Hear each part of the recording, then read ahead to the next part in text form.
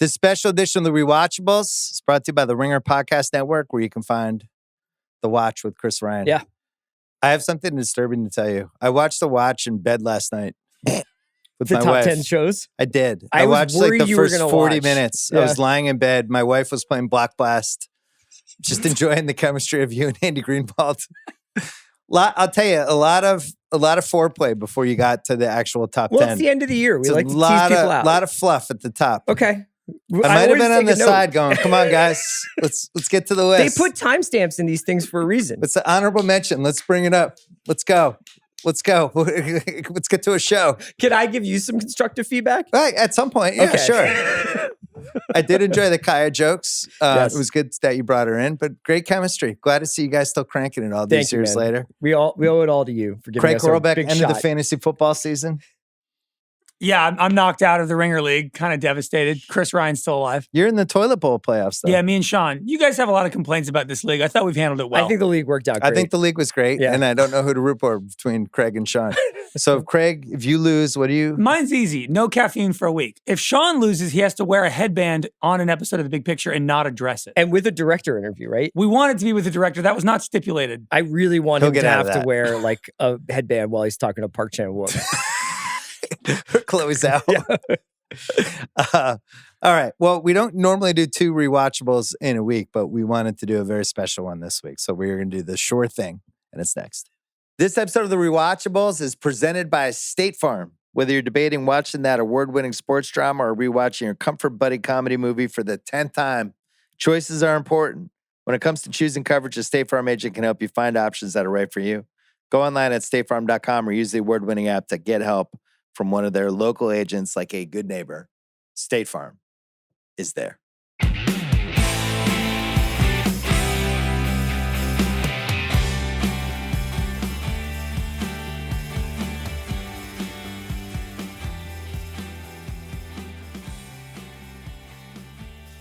All right. I wish these were under better circumstances here. Yeah. The Sure Thing, a movie we've been waiting to do for a long, long time.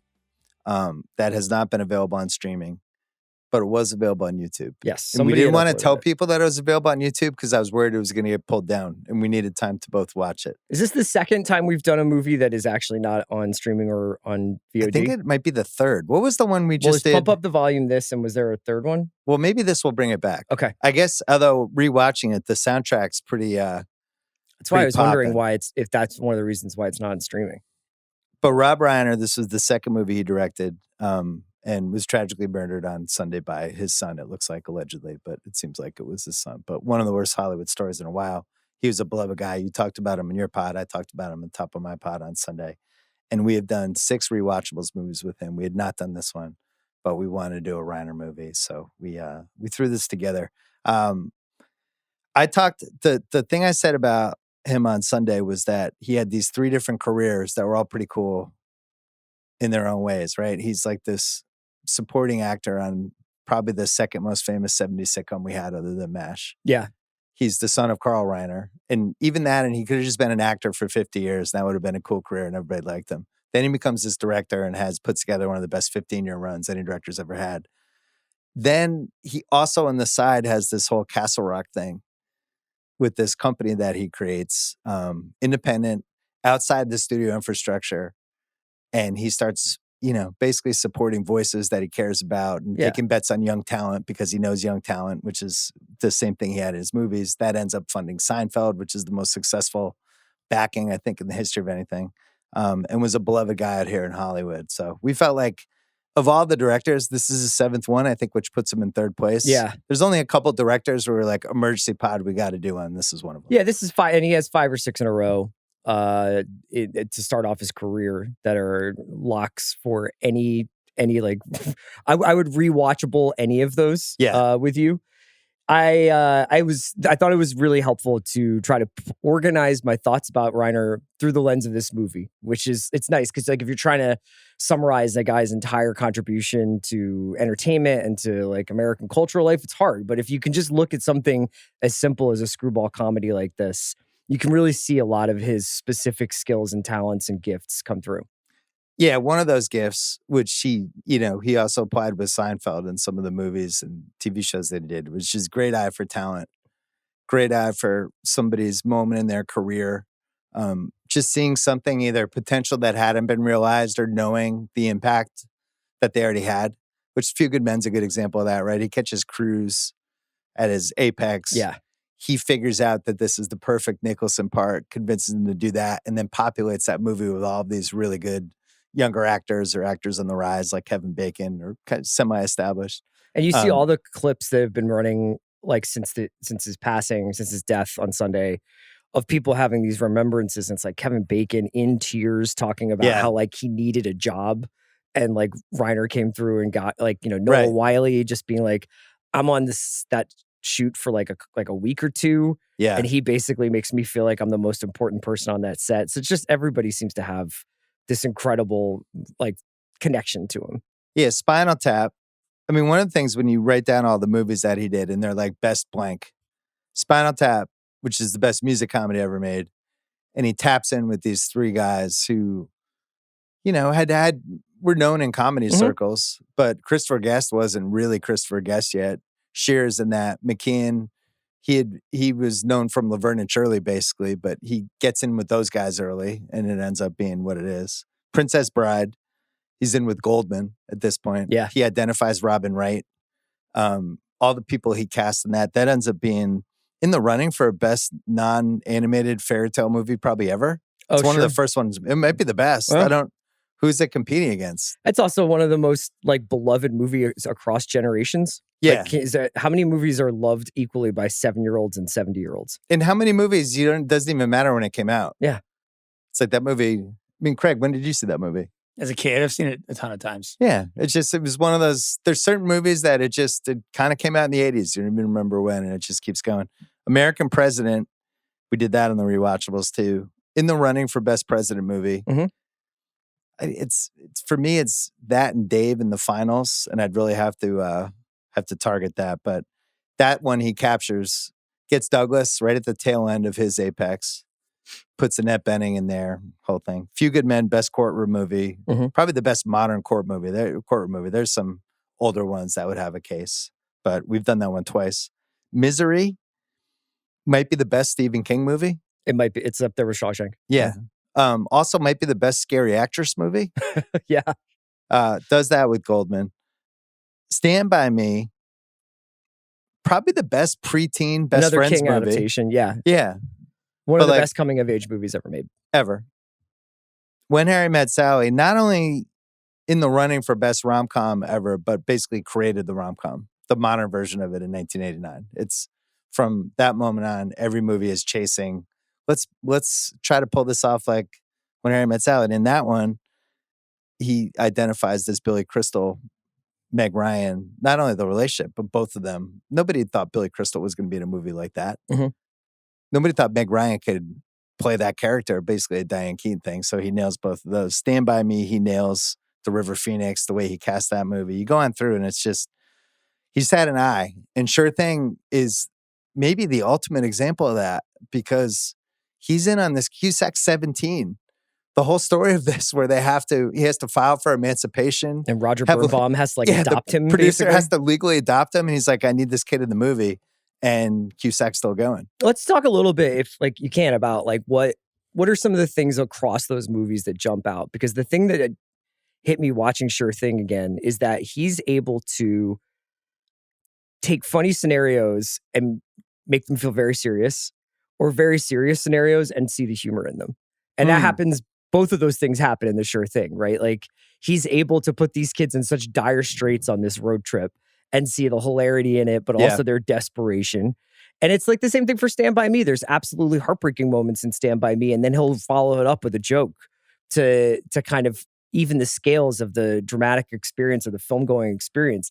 And that's why I think we go back to these movies so many times, is because he was able to see the totality of like a human experience in any given scene and in any given story. And it's like even something that could have just been a super horny, forgettable 80s comedy that like you and I would be like, oh, you know what's really good is that. This is actually like a lost classic in a lot of ways. No question. I think a couple things. He was really good at pulling out exactly what you should like about somebody. Yeah.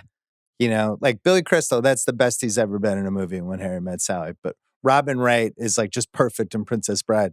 In this movie, like it's the most I've ever liked Cusack in a movie. And to me, like Cusack in this movie, I had season tickets for the next 12 years just because of this movie. Oh, I loved him in this movie. Doing this and High Fidelity in such close succession makes me realize I think I've underrated the role that John Cusack played in like my imagination over my entire life. Like when you think about this, One Crazy Summer, Better Off Dead, Say Anything. Yeah.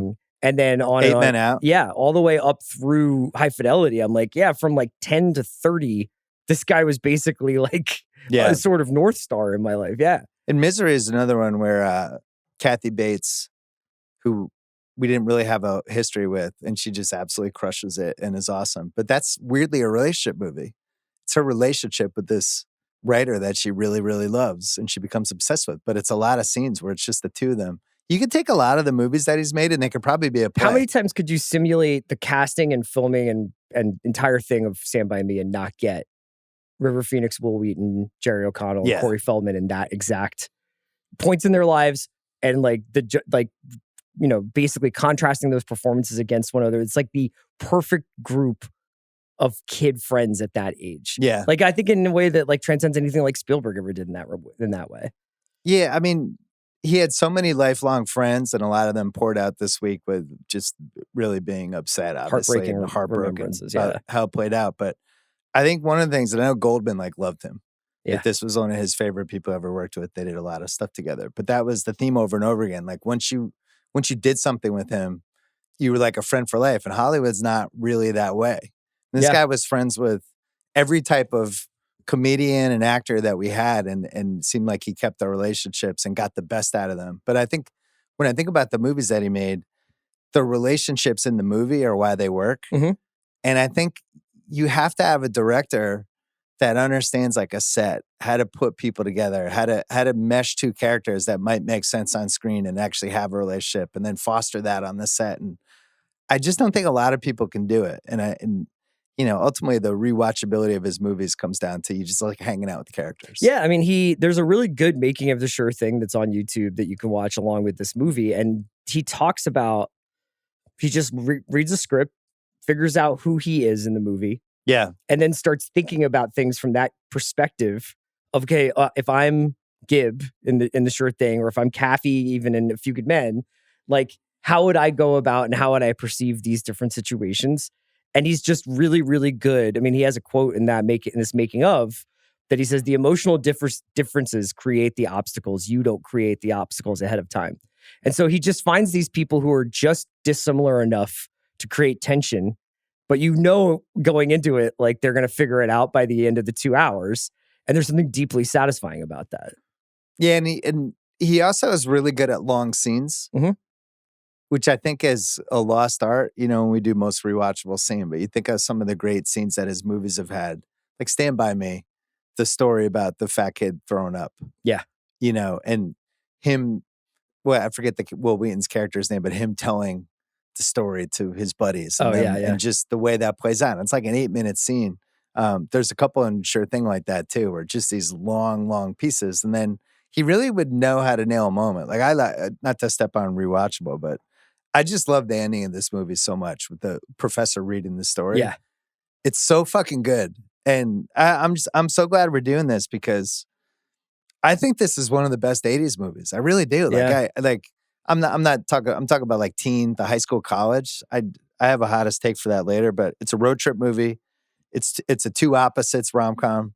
It's a horny teenagers trying to get laid 80s movie. Yeah. It's weirdly kind of a fun college movie. And it all happens in an hour and 31 minutes or something. Yeah, I mean, it's essentially coming in the aftermath of Risky Business, and definitely has some elements of Risky Business in it. Yeah. But is a much more grounded, maybe less overly stylized, and much more like kind of human, regular, everyday story. I mean, you could see this happening to yourself at any point up until the invention of the internet, pretty much. We usually do Craig's take at the end. We're doing it early because he'd never seen this movie before. And I knew Out of anyone we'd ever done, I knew you would love it. And we have talked about doing this movie for years because I can't believe it's not streaming. I think it's not streaming because of the soundtrack, but what'd you think? Embarrassed to say I'd never even heard of this movie. And I absolutely loved it. This will immediately go on my like favorites of the year for the Rewatchables. Oh. I adored it. It's a 10 out of 10, 5 out of 5, whatever letterbox score you want to give it. You only need, well, first of all, you only need 90 minutes if you're doing it right. Like you can do it right in 90 minutes if you have it all pieced together. Cusack, I totally agree, the most likable he's ever been. I've never even really felt that connected to Cusack's characters. And I thought this was his best one. I can't believe he was like 16, 17 in this movie 17, yeah. when they filmed it. Chris and I were talking before that there is a little bit of like a before sunrise element to this movie where it's a lot of these long, slow moments between these two characters. And it's just one shot of them interacting and there's no cuts between them. And you just fully buy into their evolution and their connection by the end of the movie. I think it's incredibly funny and really well written, really heartfelt, like across the board. It's just, I loved it. When you're a kid, when you're young and you watch this movie, whenever I saw it first on like VHS in the 80s or whatever, you just take Gibb at face value and you're like, oh, this guy's really funny. And he's got like, does all these different voices and has like all this energy. And then when you watch it now, you're like, oh, he doesn't know who he is. Yeah. And so he's putting on all these airs and he's doing all these different characters basically within the movie. And it's such a subtle thing to notice over the years. Craig, you mentioned like the Linklater movies. Mm-hmm. Castle Rock was the production company on Before Sunrise and Before Sunset, right? Yeah, and this feels like it could have been easily a Linklater movie. Yes. I found some list a couple months ago that just like I had it from a notebook in college where I just wrote down my favorite movies of all time. This was like in 1991. And this was like number 7. It really was. I love this movie. I watched it every time it was on. Yeah. And for whatever reason, the last 15 years or so, it died. And I do think it's one of those movies that, like, if Amazon got it or Netflix got it, it would immediately be like number 1, number 2, or number 3 in the trending for 3 weeks because it's so much fucking fun to watch. It's also crazy that for Cusack, he's probably not in it because he thought he was going to be in The Breakfast Club. Oh, yeah. And he was cast as John Bender. And then they actually brought him to and I don't know what the timing was, whether it would have overlapped with this, but he shows up for Breakfast Club and they're like, oh, he's all wrong. And they dump him. They fired him. Yeah. Yeah. So they brought in Judd Nelson. So he's at a point in his career where, first of all, Reiner wouldn't meet with him because he was too young for the part. He's supposed to be in college. He'd only been in like Class. He was in 16 Candles. He's in the background. You could barely see him. And they end up filming it from March, April 1984. He's emancipated. And you watch this and you would have thought he would have been in like 8 movies. Yeah. It's basically the first time he's ever been in a movie. And he's like fucking home run. Almost every shot of the movie. Yeah. He's so good. He's doing different characters and just carrying everything. I wrote down, I was trying to think of the most memorable young actor 80s movies performances. Mm-hmm. And I think it's this. I think it's Broderick and Ferris Bueller. And weirdly, I think it's Judd Nelson in Breakfast Club. Sure.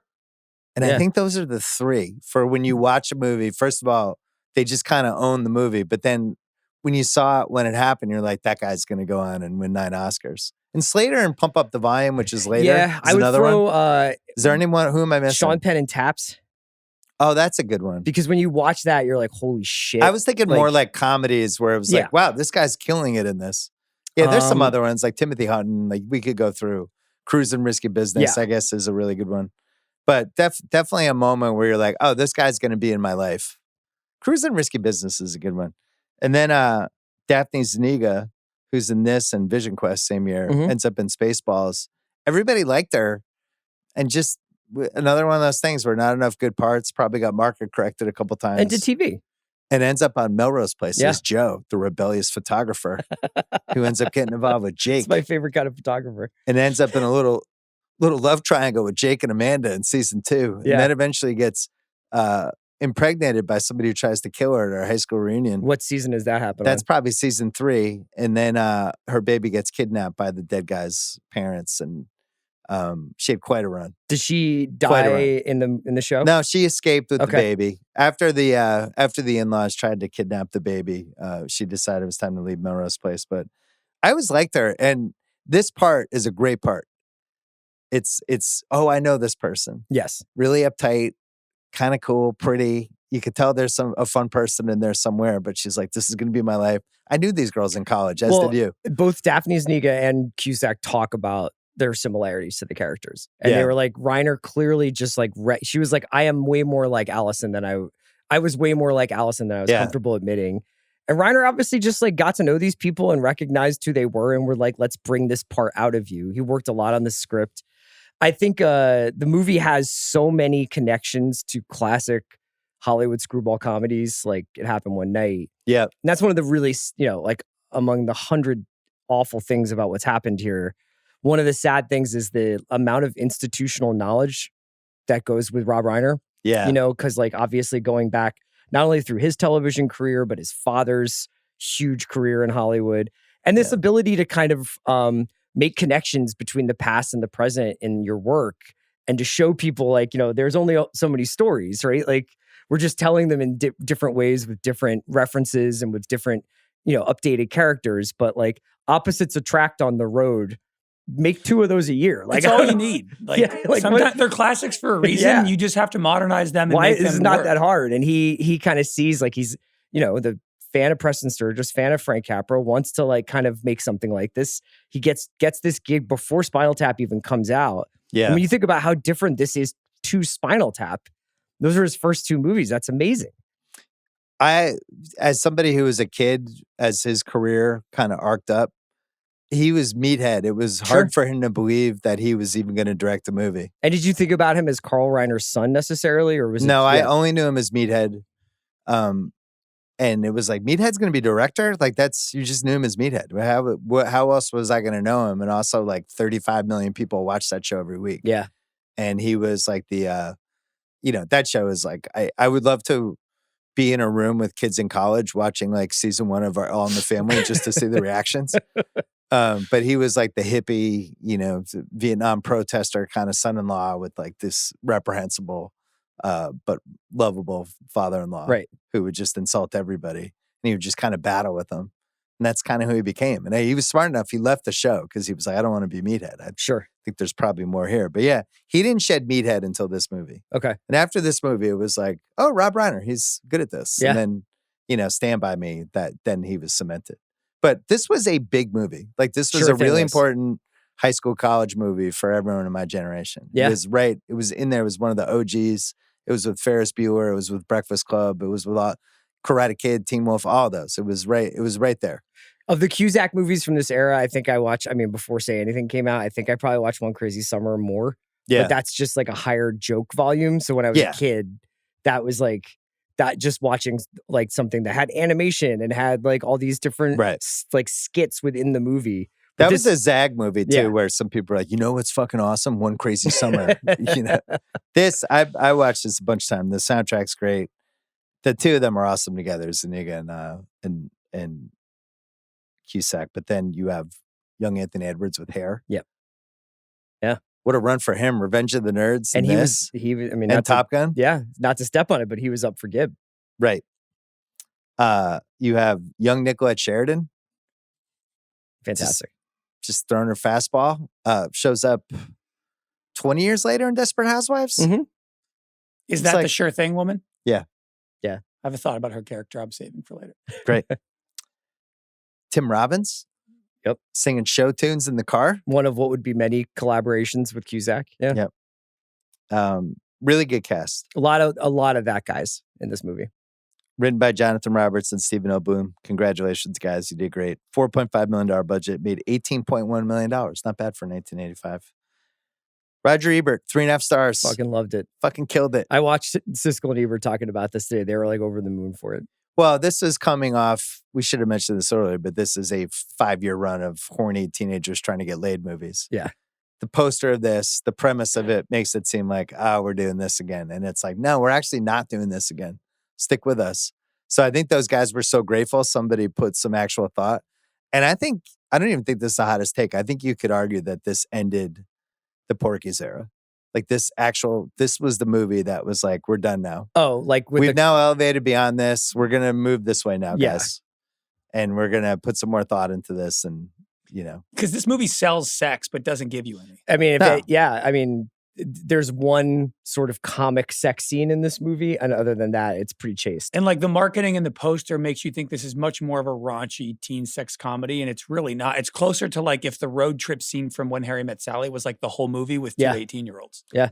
There's another movie a year before that Koppelman's been badgering me to do on Rewatchables forever, The Flamingo Kid. Sure. That's different than this movie, but also was like kind of that elevated. You think it's one thing, but it's actually a way better version of it. Ebert said, "The love story is one of Hollywood's missing genres.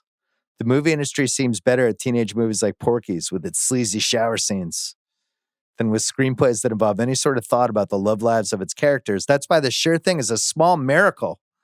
The film is so revolutionary, it believes sex should be accompanied by respect and love!" Exclamation point. Yeah. Raj! Raj just wanted us to work on our relationships in movies. You want to cut to the chase. All right, we're going to take a break and we'll do most rewatchable scene. All right, most rewatchable scene. The opening credits are great. Rod Stewart. Yes. You like that song? Yeah. I think Infatuation. His disco-y funk era is not my favorite Rod Stewart, but it's a cool song. Like if I'd put that on at a holiday party, would people thought that was weird? Like, hey guys, here's Rod Stewart's Infatuation. I'd love you that. should have just played Probably the Sure Thing soundtrack for your party. It's a great opening credits. Really Talk good. about like a way to hook you into the movie. Like you're locked in. Yeah. Yeah. She does a great job. The opening credits is a lost art in movies now. We don't do that anymore. Yeah, I mean like a lot of the big blockbusters now, I feel like pretty much skip the opening credits and get right into like a big action. There's scene. no vibe setting, which is what this really does. The next Rewatchables movie we're going to do, which I'm not going to spoil, has opening credits. Yeah, that's true. It was noticeable. That It's is like, true. oh, guys, Old school. Look at this. Going back to the well. Most rewatchable scene, the first classroom scene that sets up Gib as our carefree, lovable kind of fuck up. I hope he can pull off just everything in life. And then Allison as the intense overachiever. Mm-hmm. Some good back and forth with them. I like a good football scene in these 80s, 90s movies. Honestly, too. if they wanted to do the first hour and a half of this movie being just football on the quad, I would have taken it. This is such a funny fucking scene. Yeah. From like him announcing it. Yeah, the announcing that's going on. He also keeps getting. He's like Ed Reed. I know. He keeps getting interceptions. Cusack, good athlete. Yeah, pretty good. He's tall. Yeah. Yeah. I love this scene, and I love the moment where he like runs by Allison and her friend and never like says hi, but just keeps his Pat Summerall announcing going, and then like is just kind of looking at her, and she's kind of looking. It's just such a great little moment, and they don't have any real interaction until he goes and stalks her down by the pool. Craig, how much 2-on-2 football have you played in your life? Tons. It's on the beach. It's a big movie best trope. beach sport. Yeah. Movies love the 2-on-2 flag football. And then what is it like? They were playing 5-1000 for blitz? Yeah. Yeah. They did the stop and go. That's always a good one. Yeah. That's the best route. That's the Kevin Patullo right there. I knew nothing. You got to as- sell the pump fake though. Right, true. I knew nothing as an only child, so basically anything I knew from colleges were from going to visit my Uncle Don and my Aunt Louise in college or movies. Uh-huh. And I just thought movies were like, I thought college was like movies like this where I absolutely where thought college you went was to gonna be your like buddy's this. room and he had 10,000 beer bottles all stacked up. Is it not like that? And I feel like it play, is like people that. play football. No, in my Maybe head in I the was like, South. this is Like- college. But I thought when they're like, it's Friday night, and the guy has a Miller A High guy Life. opening the window going, it's Friday night. Dude, you want to do most givable moment. I don't know how that Friday beers get on that right now because Seriously. that's an iconic moment of that. Yeah. That guy's also like 28, but Yeah. I love that. Yeah. scene. I love that. And then immediately everybody is like playing soccer in the hall and exchanging kegs. It's Yeah. like, The swimming pool scene's funny. That's where you're like, oh, Cusack's just going to go for he's it this whole cooking. movie. Yeah. Gib and Allison getting kicked out of Gary Cooper's car, played by Tim Robbins, Yep. which includes show tunes, shotgunning a beer and eating cheese balls, I think, which is the Big Kahuna Burger word for best use of food or drink. Allison flashing a car, Yeah. little turn the tables, and then Tim Robbins escaping with a Lock the doors. lock the doors. When that woman screams, she is so funny. His wife. Yeah. She locked the door and she's like, ah! Possible Great Shot Gordo Award here. They're outside. The car's gone, and Cusack's sitting on the ground with the camera and the road behind them, and Daphne Zuniga's character is behind them. It's a good one. Gib foiling the hitchhiker, possible rapist. where he does that. I mean, I could be some crazy slime ball. I could shit brain. He's really funny in that. Eat it just for pleasure. The scene where it just starts pouring rain on them. Yeah. And she remembers she has a credit card, but can only use it for emergencies. I hope one comes up. Maybe one will come up. I'm a big fan of these scenes in the rom-com. The accidental cuddle scene. Yes. Always works. Gib wakes up cuddling Allison. Oh, sorry. No, it's all right. Yeah. Like at that point, it's like, come on, Gib. She's sending you the official signs now. I mean, she's like, you can sleep in the bed with me. Yeah. Yeah. Come on, Gib. They get a ride and he tells the trucker his whole sure thing story, which of course she wakes up for. 2 more scenes. The Lance's Hollywood, the Tahiti his Hawaiian 80s party just sounded amazing. The punch bowl insults were funny. And then the last one, which is my pick, the professor reading the sure thing essay. Yes. Does God exist? Who invented liquid soap and why? And then the answer was no. That scene's awesome. Yes. You're like, why do they keep going to this professor? Like, what's going to be the payoff with her? And it really, Vivica Lindfors, is that who plays her? Yeah, she's some old school. She's an old school Hollywood actress. Yeah. I just want to shout out a honorable mention rewatchable scene, the dive bar scene. Oh yeah, which is just I so random. But the guy being like, I had fried food today. I shouldn't have done it. You know, like, and it's just like those 3 guys sitting at the bar and being like, we're pretty good looking. You know, I love that. But we were better at the 80s and 90s with just having random dive bar scenes with weird characters. But it's also like that scene doesn't actually have like a purpose other than this is maybe where he's going to wind up if he doesn't get his shit together, I guess. It's the only scene that can be cut, and it might be my favorite scene in the movie. It's the waitress who keeps coming back, and he just keeps giving her like random facts, and she's just like, cool. That's one of my 2 flexes. The 2 I wrote down in this scene is the Rick Dalton Award for the best fucking acting I've ever seen in my life.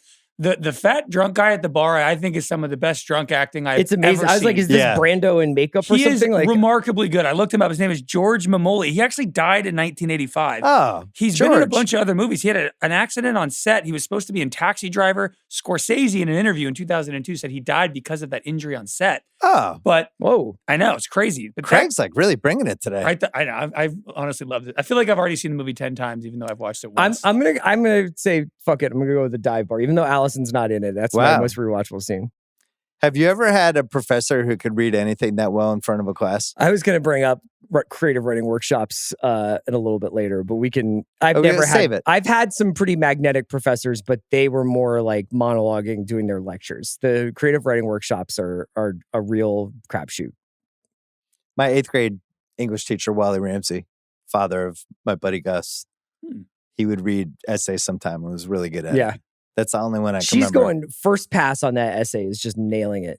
It's amazing. Really crushing it. Also, she does the thing that I don't think teachers do anymore, where she grades people out loud in front of everyone. Yeah, now that would cause an absolute She's like, riot. Allison, I liked it, but open up a little bit more. Yeah. B+. That's how just like goes to the next person. That's how they got Lydia Tarr, you know?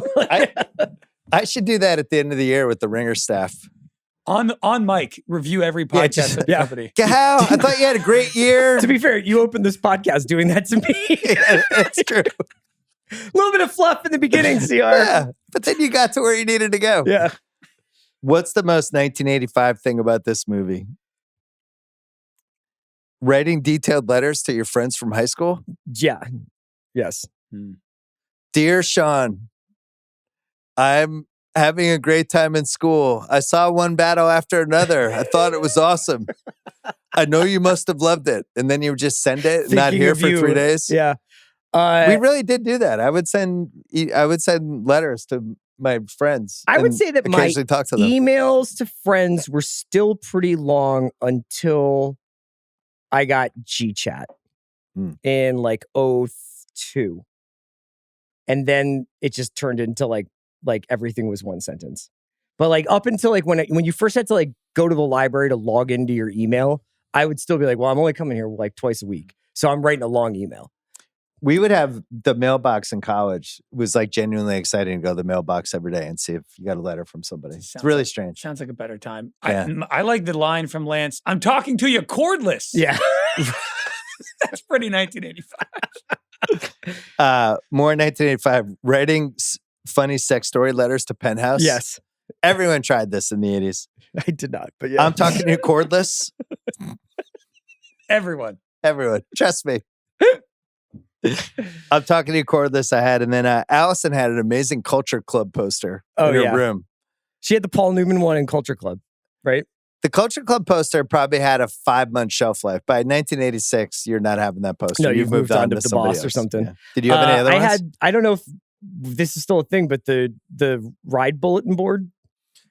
So I wondered about that. I wondered if they still must have that though, right? Or maybe it's now a message board. I just feel like it's either a message board or it's just like, yeah, my buddy's driving back to Atlanta, so I'm going to get a ride with him or something. You know, like it's the idea of just being like, I guess I'll get in this car for 3 days with this person who's the only thing I know about them is that they put an index card up on a bulletin board. It seems highly unlikely. I had this in What Stage the Worst, but getting a ride with them, but then also sharing a hotel with 2 double beds with strangers. I gotta admit, though, I don't think that happens in 25. No, but I will say some of the best road trips I've ever had have been like random going back home for Thanksgiving with a couple of like Andy and I used to go back to Philly for Thanksgiving and he would take a bunch of his buddies from Brown University with him. So I would drive some people with me and it would just always be the best. Like those like we're out of school for a week. Let's go is the best feeling. What Stage the best? The soundtrack, which I think is the reason this movie is not streaming, includes Rod Stewart, Infatuation, Huey Lewis, Heart of Rock and Roll. John Waite's Crying Over You, which I forgot how much I loved. Yeah. Heartache you know Tonight. That song? Sing it. Crying Over You. He had a couple of bangers. Wait. He really did. Eagles, Heartbreak Tonight. Yeah. The Cars, You Might Think. Wang Chung, Dance All Days. Lights Out by Peter Wolf. And then Penny Lover by Lionel Richie. Yeah. Which is maybe his best song. I think that's like a zag. I don't know if I believe it. But I think you could say it's his best constructed song. Better than Smells Like Teen Spirit? Well, I can't wait to talk about that. More What Stage the best. I mentioned how the movie made college seem just so great. Really seemed like an awesome place. I would say I couldn't decide whether to put it in best or worst, but the scene of Anthony Edwards calling John Cusack from with 10 Pepperdine people or just UCLA. lounging. He's in UCLA, but it seems like he's at Pepperdine because he's got the... No, he said he was at his buddy's Malibu Oh, that's pad. right. He's at his buddy's Malibu place. And like, there's just like 14 girls drinking Diet Cokes it's the in the Playboy pool. Mansion, basically. Yeah. And he's just like... Were you doing that at San Diego? There's a little bit of Calling that. your buddies? It wasn't not like that. Dude, we're in La Jolla. I'm talking to you cordless. That is one of like the hardest things to get your head around, though. Like if you went to college in the Northeast, and then you hear about what college was like for people who went to school in Southern California, you're just like, God damn it! What was I thinking? Why did I think 9 months of dark, cold weather would be a good idea? There's a couple schools out here that are like that. Like the UCSB was like the stealth like Fight Club. No, the student body didn't even talk about it. They didn't want anyone else to know. Yeah. Now everyone knows, but I think that they had it like hidden for a while. Like just like how great it was. Yeah, how great it is to go to school in Santa Barbara and just have all and of these Isla Vista, a options. huge party town. They're like legendary for Halloween there. It's insane. Yeah. But San Diego's another one that like just good place to go to college. A lot of stuff going on. I like the line, how would you like to have a sexual encounter so intense it could change your political views? It's just good writing. What Stage the best? Professors with cool accents reading essays in class? Yeah. I had this in college. Professor Vanicelli, RIP. Snowy college campuses, fun. I want to shout out for What Stage the best, the stuffy boyfriend that she had. In 2 minutes. Jason? Yeah. In 2 minutes, he talks about his flannel sheets that he just put on. He has choices of tea. He cleared out her draw for her for the week, and then he's a big gin rummy guy, offering to give her extra points. They just nailed everything with that dude. And every time she's just like, let's go to Disneyland. He's like, well, Disneyland is for he children. just sucks. For children, yeah. The whole concept of giving somebody a real name like Nick, Nick's your buddy, Nick's a guy you can trust, Nick will let you puke in your car. Do you think Nick's the right name for that? In 1985, I feel probably. like that's Ben. That was one of the reasons I named my son Ben. I feel like Bens are just really reliable. Mm-hmm. When has a Ben ever let you down? And then Lance's room. which not only had the 100 different beer bottles, Yes. but had the 1984 tennis poster of the girl's ass where she's putting the ball in and there's an ass cheek, which was there in the 80s for a while. But I think people realized eventually, like, this isn't the greatest way to have the opposite sex. I did have, for What's Age the Worst, what Lance's room probably smelled like. Because he's not thoroughly washing those beer bottles out. So it probably just smells like sweat. Oh, it smells like skunk beer. And skunked beer. And he's like, this is the Love Palace. This is where I take all the chicks. You have any other What's Age the Best? No, I mean, just the vision of 1980s college life has really aged the best. Between the classes, the fashions, I love the way Allison has divided her day, where she's like, 6 o'clock calculus, 6:45 phone call, and just like the Friday night partying and stuff like that. That was my favorite. Also, What's Age the Best is, or actually, you could say it's the worst, but was it easier back then when somebody would just be like, hey, here's a picture of a girl I think you might like. And that was the extent of the knowledge that you had. And you had to actually go meet that person. Done. Yeah. Going cross country. We should mention What's Age the Best, young Cusack. Mm-hmm. Just knowing that you're going to spend the next 40 years with this guy. I have a special Amanda Dobbins Award for the best piece of real estate. The 3-story Malibu house in Gibbs's Dreams. Yes. Great house. That's like $100 million house now. Oh, it's insane. 3 stories right on the beach. It's like a staircase. I wonder where they shot that. Do you think that was in Malibu? Do you think that was in 100%. Hermosa? No? I think it was like way down in Malibu, closer to like when it gets a little barren. Great shot Gordo Award. Can we just say the man who shot this film shot There Will Be Blood?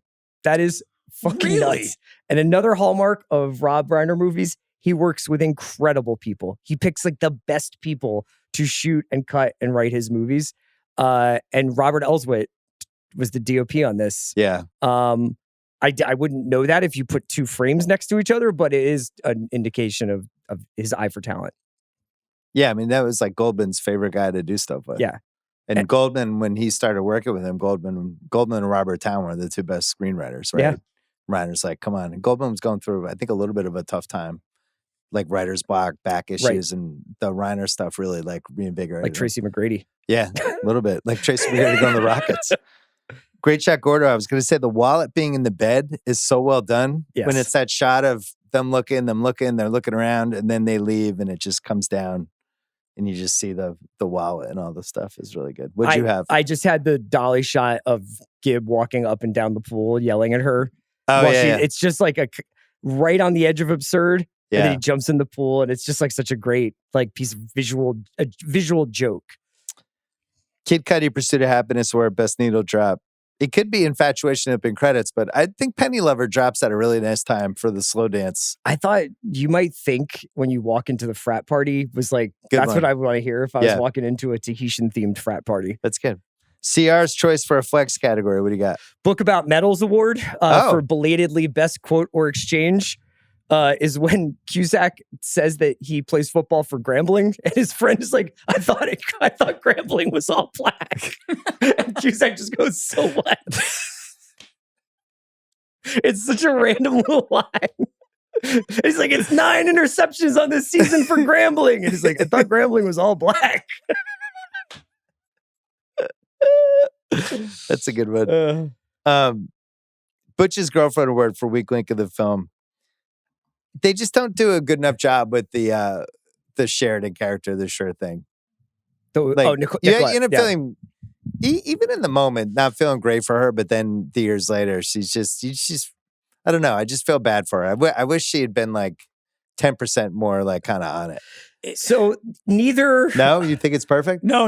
I think it's the only glaring issue with this movie is that he's gorgeous blonde woman at UCLA is just roaming around a frat party with no one near her, nothing to do. She's literally getting pimped out by Anthony Edwards. He's just like, come here, and she's like, ready for it. Sure. And then for the next hour and a half, I'll just follow John Cusack around and hope he talks to me. No other man is speaking with me. I have nothing else to do. She's like the hottest woman in LA, and no one's getting near her. Don Simpson's stepson is probably there or whatever. She would be hounded. She'd have been hounded about some guy on the East Coast. But this was an 80s trope where either it was that or it was Lori Loughlin and Secret Admirer with nobody likes her and she's like smoking hot. The casting or the presentation of the 2 other people in these people's lives. So Jason, the boyfriend at UCLA, and Nicolette Sheridan, it's like I could stand for them to be a little bit more relatable or human, but like I understand why you have to make them caricatures. Yeah, they're like props. Yeah. What's age the worst? Cusack tries a Valley Girl accent at one point, which was very in vogue in '85, but now is like, I don't know if somebody did that now, I don't know if anyone's getting the joke. Yeah. Or you think they were doing like Californication. What was that? The Californians skit. Yeah. I have a good What's Age the Worst, though. And this was a theme for 80s movies. 80s teens being really fascinated by stars and outer space as a way to make it seem more human to girls. This is a big one in Can't Buy Me Love. Yeah. But it's a lot like, it was a way to show that there was more to the guy than just trying to get laid, where he'd be like, it's all out there, man. Yeah. All these stars. And it'd be like Just have kind of to them reach having out, a moment. right? Yeah. I now I realize I probably should have done that more when I was trying to. Do you think that there's like a telescopes became more widely available kind of thing that's happening with that? Or do we have too much info in outer space now? And it's like, yeah, there's some shit up there. Yeah. we've kind of explored everything. Put some satellites. Yeah, it's just some stars. There's no human life. I have for What's Age the Worst, the character name Walter Gibson, not a name you see on a lot of white guys anymore. No, he'd be like a left guard for the Jacksonville Jaguars. Walter Gibson's probable to come back. Kirby Smart really saw something in him. Right. Writing workshops. I know they help people with their work, but you have to listen to a lot of bad writing when you're in writing workshops.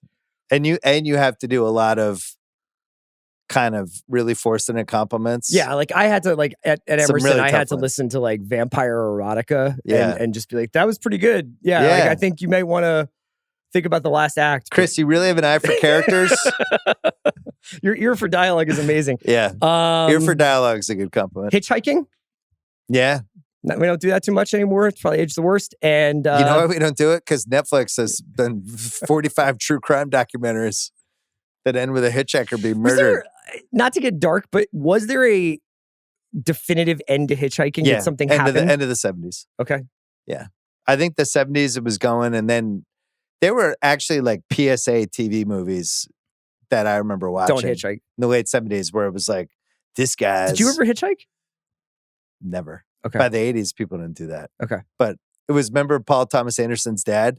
Yeah. Who would do the ABC ads? They would do like, Sally thought it would be a good idea to go cross country. She thought wrong. The Angel Dust Diary of a Teenage Hitchhiker tonight at 9 on coming ABC. Up next. But yeah, they put the fear of God in you with the after school specials and everything else. It's a good scene, obviously, and it helps his character develop. But I don't know if Allison, for who she is, for how pragmatic she is, if she would have gotten in that car with that guy. I think she's at her wit's end, though. I guess. Like they are in the Great Plains in that scene, so like I don't know where she's going. Yeah, I'm probably at this point it's Age the Worst to travel 3,000 miles to get laid just because there are apps now.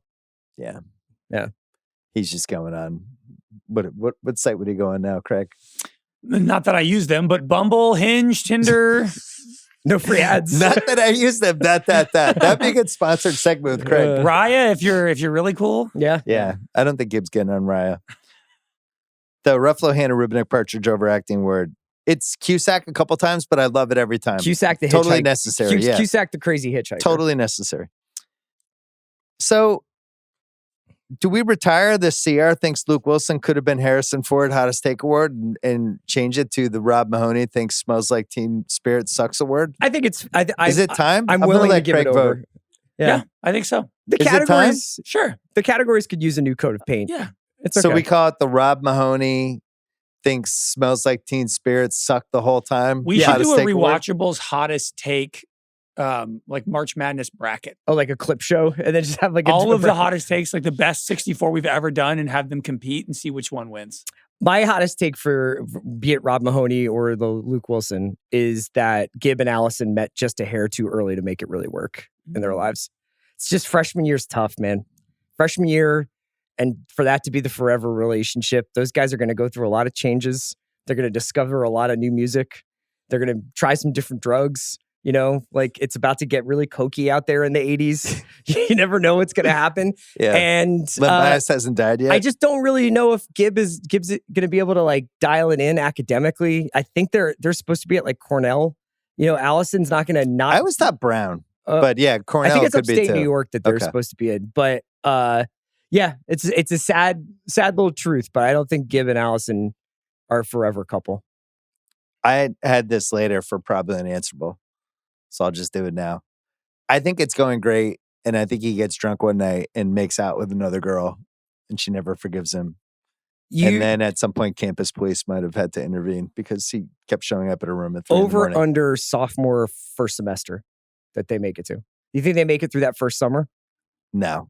Really? I think they do. I think they make it through most of college, and he starts to have the same crisis he has at the end of high school, where he's like, I like got to go on and be myself and do something else. I can't be with the same girl into my 20s. Do you think Lance remains a thorn in the side for the relationship, or has he become like... No, Lance is out. He marries a biologist. Yeah. I think Gibb wins the intramural football championship, and it goes right to his head. Transfers to gambling? Yeah, transfers to gambling. He hits the portal. My CR thinks Luke Wilson could have been Harrison Ford hottest take, which we're now retiring and naming after Rob Mahoney and Smells Like Teen Spirit. Hottest take award. I think Risky Business and The Sure Thing are the two best 80s teen movies with teen characters as the protagonists. Risky Business and The Sure Thing. Okay. I think they are the top two. I would have Breakfast Club third, and I'd have Karate Kid fourth. You don't have... Is Bueller 5? I think I would have Bueller 5. Really? Yeah. Wow. Yeah. Okay. That's... It's if I had to do Mount Rushmore, I'd have those as the 4, and then Bueller 5. And Bueller versus Karate Kid's a good argument. Karate Kid's like... I don't know. I just think of it more as a sports movie than I do as a teen movie. All right, fair. I'll bump Karate Kid. Risky Business, Sure Thing, Breakfast Club, Ferris. Yeah. As a Mount Rushmore. I think that might be it for me. Yes. I'll move Karate Kid to the sports movie territory. Thank you. Yeah, all right. Casting what ifs. You mentioned Anthony Edwards almost got the lead, and then Cusack got the part. They moved him over.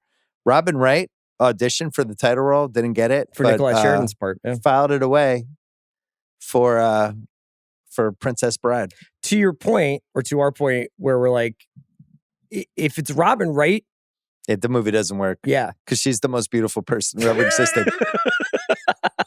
It's unrealistic that she would be single for a minute it would also and a be half. like, thanks for the ride, Allison. I'll see you later. Yeah. Right. Allison, bye. I hope it works out with Boyd. I'm transferring. Good luck with that chin rummy. Best That Guy award. Oh, there's a couple other casting what ifs. Anthony Edwards was up for Gibb, as we said, and Mare Winningham for Allison. Probably Zuniga's probably better. Yeah, but you can see it in St. Almost Fire. You can see like where they were coming from. I almost did that for my hottest take. Maybe I could do a second one. Go ahead. It's your pod. Daphne Zuniga, I think, should have been in the Brat Pack. I think she easily could have replaced Ali Sheedy in all the Ali Sheedy parts. And I just would rather have her than Ali Sheedy, just in general. I think St. Elmo's Fire is better with her. I think Breakfast Club's better with her. So I would say... I even think Bad Boys would be better with there's her. a weird moment well, not a weird moment, but it's like One Crazy Summer, Demi Moore is basically playing the Daphne Zuniga part. It's the person that Cusack's character is kind of with the whole movie, but is distracted from, and then eventually realizes like I'm in love with this person, right? And I wonder how much of a Demi Moore career Daphne Zuniga could have had. Interesting. Well, she ended up getting knocked up by her high school reunion guy, and then fighting for custody with her in-laws. Season 3. Best That Guy. The trucker. Larry Hankin. You know who the trucker is? No. Did you recognize? Like, were you like, legendary I've seen this guy 90s 100 TV times? actor? Didn't recognize him. He played the cranky friend's neighbor who ended up dying. Oh.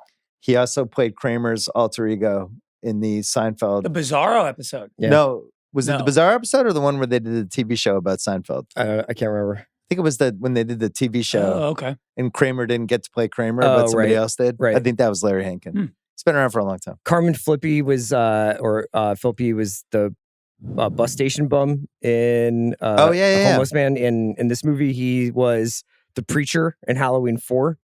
And he's in a bunch of Tim Burton movies. That's a good one. And he's in Wedding Singer. Yeah. One more break and then we'll do Dion Waiters. Dion Waiters award.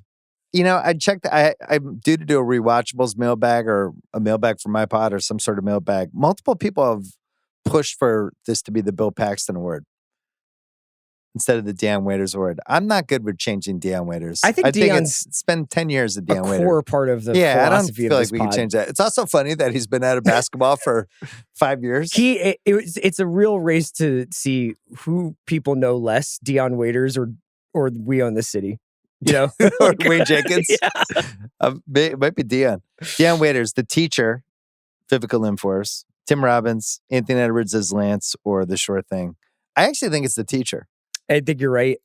Robbins is right behind him. Yeah, Robbins is great. Take good care of yourself. You belong to me. Why aren't you singing, honey? He's kind of mad that they're not singing in the back. Recasting Couch Director of City. I love everybody. I wouldn't change a thing. Yeah. I maybe would identify the college campus and really go hard on like a Georgetown or a Brown or just so we know where we are, but they didn't want to do it's like a year too late. It would just be really, it would be really fun if like Tom Cruise was Lance, Rob Lowe could have been Lance. I'm surprised Cruise he wasn't available. I'm coming to you cordless. Craig has a flex category. I did the Rick Dalton. I can I just save it for picking nits? Yep. Because Half-assed internet research. Some guy named Robert Bauer played the same character named Moke in this and Spinal Tap. Mm-hmm. The scene when Gibb teaches Allison a shotgun a beer was added to the script because Cusack told Reiner this was one of his talents. So they threw it in. Way to go. Reiner said he shot at multiple colleges, so it'd be a generic, but obviously Ivy League or NESCAC time. I will say, I forgot to put this in What Stage the Worst, is that now that I've lived in California for a little while, like you can tell 90% of the movie is shot in California, even though it's a road movie. True. And you can be like, oh yeah, this is just Stockton. Like, Gibb is wearing the green and gold Kangaroos jersey of an Australian National Rugby League team of that era. And they gave it to him because they liked the way the jersey looked. But then I guess for the next 10, 20 years, people were mentioning it to Cusack. I just assume that all t-shirts that John Cusack wears in John Cusack movies are John Cusack's t-shirts. Yeah. He's always like, yo, Kangaroos! He's like, what? Apex Mountain, Cusack, no. Daphne Zuniga. He's got probably Spaceballs the next year. How about Apex Mountain for whatever sexual position Gibbs' roommate is pulling? Because I honestly... we should have put him in Dion Waiters. I gotta say, he was great. I've never seen it before. I don't even know what you would call it. Is that the spelunker? Like, what's he doing? He was the skin... What do they call him? Skin crawlers or skinwalkers? He was like a skinwalker. You believe in skinwalkers? No, I don't know. What are skinwalkers? It's on Instagram. You can, if you follow like any of those weird accounts, they'll start serving you skinwalker stuff. What are you talking about? It's like... It's like the wide shot of like, there's like a security camera at a bank and like a skinwalker walks by. It's like these little skeletons that walk weird. They kind of look what like does this have legs. to do with a sexual position in the dorm room? Because they have like their legs are backwards. Phil, what the fuck are you talking about? Well, I've never seen this. You've never seen Skinwalkers? No, Is this like an AI like bit that they do? Obviously, I'm following better Instagram accounts than Give me what's like. Although I might be done with Instagram. I'm tired of the AI. Oh yeah, I'm tired of getting fooled by the AI. Yeah, I saw one the other night of like I was pretty gripped by it. I got hoodwinked with. You got clanked. People in like clanked. A skyscraper pool, like a pool that like looks out over the sky, and then the glass starts to break. And they were like, "Oh, it's AI." And I was like, "Fuck, dude!" I was like, "This is pretty good." I saw one where there was a fist fight at a game, and the guy got punched and rolled down the stairs and went off the baseball stadium like triple deck. Yeah, like we wouldn't off. have heard about that. And I was like, I probably would have seen this on SportsCenter if this happened. Yeah, they would have let SportsCenter back. Coming up next. Honestly, can you imagine if SportsCenter just became like the Chive and it was just like, here's like an incredible thing that happened? That's what they should do at SportsCenter, just do AI videos. Crowd fights. It's just ridiculousness. Instead, it's like Saturday or Saturday. What do you got first, Jeff? I told Schrager he's got to do Peter's Pans. That could be his hook segment. Did he like that? It's time for Peter's Pans. Yeah. And then he like has pans. Hannah Storm doing Skinwalker of the Week. Is a skinwalker a real thing or a made up name? This is like kind of terrifying because he's like, I don't know, first of all, how you made that association. And two, you were talking about his body was like bent in a weird spot. Where did that phrase come from? What is a skinwalker? Oh, here's a skinwalker. Look at dogs barking at the skinwalker. Yeah, Bill, they're like skeletons. That's a cartoon, man. I'm just telling you, it's on Instagram. I don't know what's going on. Oh my God. Wait, I have more Apex Mountain. Skinwalkers. Yeah. Anthony Edwards, no. Did you say road trip movies? I was about to. Yeah. Road trip movies? No. Is Midnight it Run. this or Green Book? No, it's Midnight Run. Green Book. We got to stop here. I'm doing some music. Hitchhiking? No. Shotgunning beers? Has it been done better? Has it been a more integral part of a movie plot Do they than this? shotgun beers at Animal House? Am I forgetting that? I like how they bring it back in this, where she does it Yeah. in front of her boyfriend. It's really funny. I'm going to say yes. Nicolette Sheridan, no. Desperate Housewives. Rob She Reiner. also does, she shotguns it in real life. I mean, she crushes that. Yeah. She does a good job. Colt 45? Is he drinking beers just in this guy's car, like at 10 in the morning? Yeah. That is pretty funny. I'd be pretty annoyed by that. 80s teen movies, no. Cruise or Hanks? I got Hank Spielberg for Cruise. I have Hank Spielberg as well. This would have been a good Tom Hanks movie. Although, you're right, Cruise easily could have been the Anthony Edwards part. Yeah. Talking to you cordless, buddy! What role would Philip Seymour Hoffman have played? I think it's Gibbs' buddies. Oh, it's definitely Lance coming to you cordless. Lance. And then when Gibbs like, I can't come, he's like, shut the fuck up! Shut up! Shut up! Be like, hey, Gib, how's the peeping? Pickanets. How did Gib actually get in the cowboy rapist truck? He jumped in the truck bed. But how did the trucker not know? I think he was more interested in taking off his wedding ring and stuff. We talked about this, but why is the sure thing so excited about meeting Gib? Yeah, we don't know. Pretty sure she has makes no sense. Plans every night. And then Lance completely bottles it by being like, he's gay and a virgin. Yeah. When it's like, she was trying to, it was a ploy to make her feel bad for him. I guess. It's just such a weird move. The whole thing's a little weird. Was Lance a good friend? Well, it actually leads me to a possibly unanswerable question, which is, in the beginning of the movie, Gibbs, like, I had sex 6 times in high school, sophomore and junior year mostly. And I'm like, you think he's lying? Do you think Gibbs is a virgin?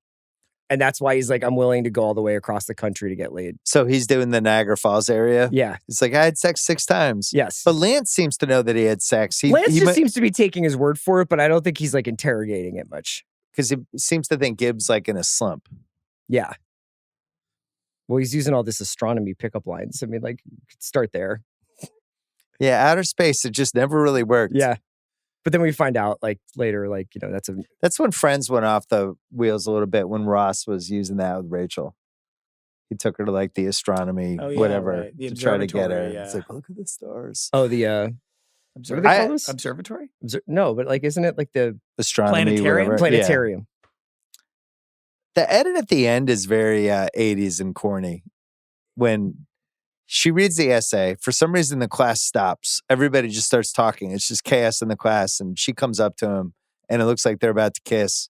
And then it cuts to them on the roof about to kiss. Yeah. And it's just like, let him kiss. I don't know. Yeah. I don't know if that one worked. I don't know if we had the technology in 1985 for that. The only edit. thing Liz and I were like, oh, I think I could have lived with another couple minutes. Like, it ends so abruptly. It's like this awesome resolution and they're on the roof, they're kissing, credits. I could have had them exchange a couple lines or something. But this is your rule. But it's only 92 minutes. Like, it could have been 94 if you give me a little. I mean, I feel like you build up all the way to this and then it ends. It kind of cuts you a little short. Was this your flex? Well, yes, that. And then a small picking nits. I feel like Gibbs' pajamas on this trip are fucking bizarre. Yeah. He's in like a really like translucent, dirty, white cutoff that's like almost a V-neck. Yeah. And like thin capri gray sweats. It's kind of awesome. Really weird and male she's like, pajamas. jump on in bed. He also is like, how many clothes did he pack in that duffel bag? And he also has a nice suit to wear for dinner that's like perfectly ironed. Yeah. Yeah, I don't know how he was able to pull that off. I could have gone with another like 4 minutes at the Hawaiian party. Yeah. Like we didn't need to just be immediately centered on him versus Allison. Like I could have met a couple other people. Sure. I was almost thinking this could be a Craig Rewatchables category. How many minutes should this movie have been exactly? Because Craig, he's never satisfied with the length. Do you know what though? Like, even when it's 90 minutes, he's like, I could have gone for another 8. Truman Show could have been 10 minutes longer. I think this just needs a minute more at the end for the resolution. I just don't know what they need to do there. Because that's when I think you get into like, it's The Graduate. It's like, now what with them? You know, like still football game, Israel champions. That's right. It might even just have been the editing was so quick. Like it was just, they really like get in and get out. Sequel, prequel, prestige TV, all blackcaster, untouchable. You know, there's like definitely a prestige TV kind of something that you could have pulled off with this. I just don't know where it goes. I was trying to think of the other day, like if there are really good road trip TV shows that aren't like Kung Fu, like that aren't like the whole point is like this person goes from town to town, but how long could their road trip be before it would be like? So could it be like 7 episodes each day is its own episode? That's a long time to be getting into hijinks with these guys. Maybe Untouchable. This is so perfectly paced where you think that they're on the road the whole movie. They don't get into Tim Robbins' car until the 31st minute. You get so much time in college getting like the opposites part before they attract. It's really great. All black cast could have worked too. Is this movie better with Wayne Jenkins? And then you could have had the Grambling thing really work. True. You know? Is this movie better with Wayne Jenkins or everyone else we have in this category? I haven't done Brimley in a while. You know, and I was just imagining like what happens like Allison and Gibb are together for a little while and then here's your Allison going down to the mailbox to get her latest copy of Granta or the Paris Review. What does she find instead? She finds Heartache, Gibb. Another one of your letters to Penthouse has been published. Do you think Gibb gives up his like, you know, like he obviously wants, I know that's his roommate's letter, but do you think Gibb gives up like the writing letters to Penthouse even after him and Allison do the deed? Yes. Okay. I do. I had long legs picking them up when they're hitchhiking. Come on in the car, Allison. She's pretty much like, sure, whatever. I gotta get out of here. It seems like you're fighting with that boy. Just one Oscar. Who gets it? Reiner. Yeah, I think it's Reiner. Probably unanswerable questions. What kind of credit card bill was her dad looking at in January? So that dinner alone, it's granted it's couple 85. Hotel rooms. Yeah. Some food on the way. $600 in 1985? Yeah. Sounds good. And you think Gibb and Allison, you think they made it a year? I think that they maybe make it to first semester sophomore year, but then it really starts to come apart. I think that's fair. That's when intramural football really kicks into high gear for him. What piece of memorabilia would you want or not want from this movie? I would take the actual essay that closed the movie. Yeah, that's whatever a good one. The written one. I would even take the one with the pepperoni stains on it. Yeah, either one. Coach Finstock Award. By the way, was that handwritten, that essay, right? Yeah, I think so. We should have put that in What's the Most 1985 Thing About people the handwriting movie. Their essays? Handwriting your work. I didn't see any like word processors or typewriters or anything like that. Coach Finstock Award, Best Life Lessons. Next time, just take the bus the whole way? Well, I didn't get to this and probably answer questions. What's the return trip plan? Because Gibbs like, I'm broke. I can't fly. So if he's in LA, what's the plan to get back to class in time to start taking tests? Is it... He's borrowing money from Lance. Yeah. Okay. Who's at that point has become one of the best madams in Hollywood. He's investing out everyone invested college. in the Clippers. Yeah. Best double feature choice. I had Stand By Me. I have One Crazy Summer. Oh, yeah. I like it. And then who won the movie? It's probably Cusack, but we'll say Reiner. Yeah, let's say Reiner for this one. Any last thoughts, Greg? I agree with you. This and Risky Business are probably my 2 favorite teen movies that I've never seen before. So good. Well, we haven't done Sacred Admirer yet. I'll be interested to see how that resonates with you. This is great. Yeah. Maybe this will inspire somebody to just pay for the music and have this stream again. It's the lost Rob Reiner really classic. Can't tell what the deal is here. I guess it must be the soundtrack. Yeah. That's it. R.I.P. Rob Reiner. We're going to miss you. Good to see you, man. Thanks, CR. Thanks, Craig. Thanks, Gahal. See you next time in the Rewatchables.